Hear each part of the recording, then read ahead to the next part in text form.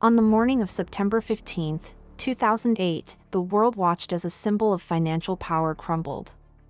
Employees, some having worked there for decades, streamed out of the Lehman Brothers headquarters in New York and London, carrying their lives in cardboard boxes.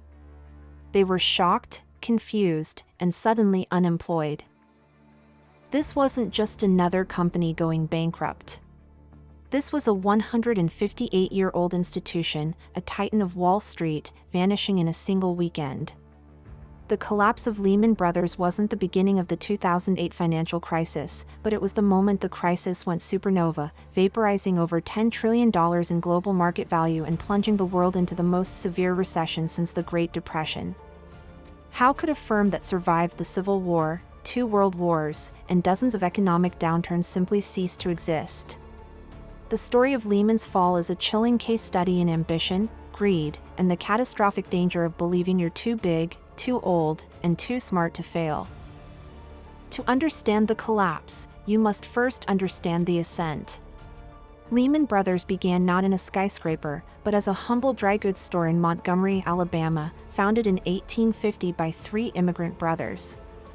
They evolved, moving from trading cotton to investing in the new industrial economy, eventually relocating to the financial capital of the world, New York City.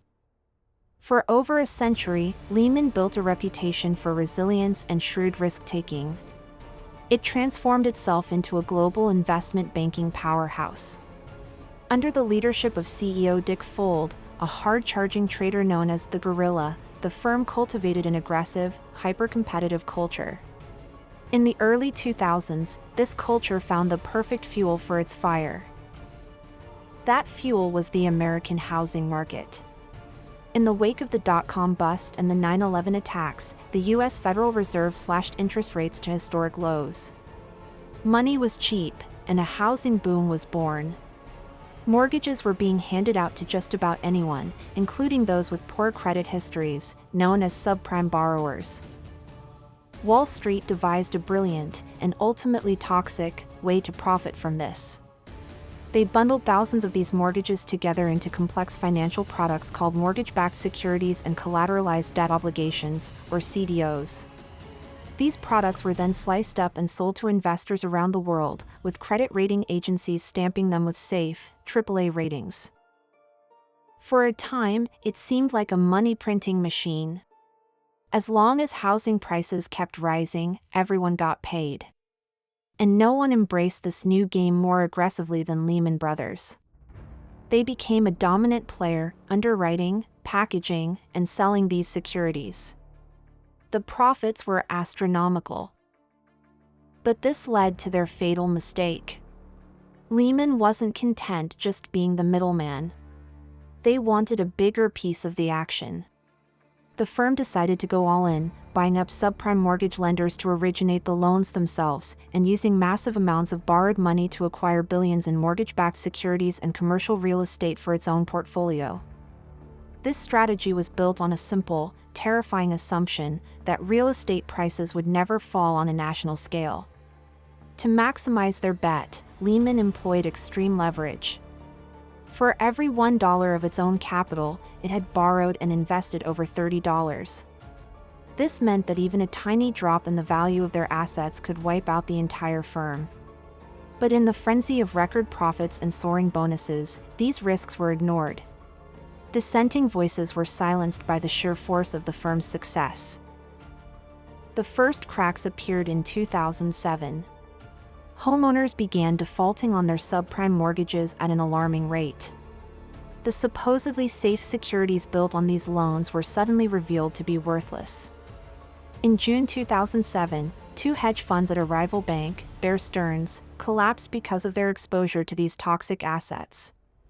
It was the canary in the coal mine. Throughout 2007 and into 2008, Dick Fuld and his team projected an image of calm, insisting their portfolio was sound. But behind the scenes, a desperate struggle for survival was underway. The assets they held were plummeting in value, and other banks, growing fearful, were refusing to lend them the short-term cash they needed to operate day to day. The end came with stunning speed. Over a single, frantic weekend in September 2008, the U.S. Treasury Secretary and the head of the New York Federal Reserve gathered the CEOs of Wall Street's biggest banks. The message was clear: find a private solution to save Lehman, or it will be allowed to fail. Bank of America walked away, choosing to buy Merrill Lynch instead. A last-ditch deal with the British bank Barclays fell through. The government had bailed out Bear Stearns just 6 months earlier, but they decided to draw a line in the sand.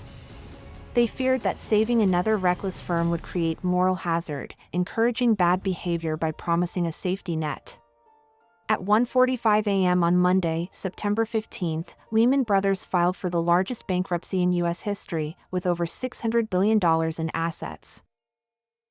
The government's gamble backfired spectacularly. They had failed to understand that Lehman was not an isolated institution. It was deeply woven into the fabric of the global financial system. Its failure triggered a chain reaction, freezing credit markets around the world. No one knew who was solvent and who was next to fall. Panic set in. The global economy stared into the abyss. The fall of Lehman Brothers offers some of the most critical business lessons of the modern era. First is the catastrophic danger of excessive leverage. By using so much borrowed money, Lehman left itself with zero margin for error. A small market downturn became an extinction-level event. It's a timeless reminder that debt is a tool, but when used recklessly, it becomes a weapon of self-destruction. Second, the failure to understand true risk.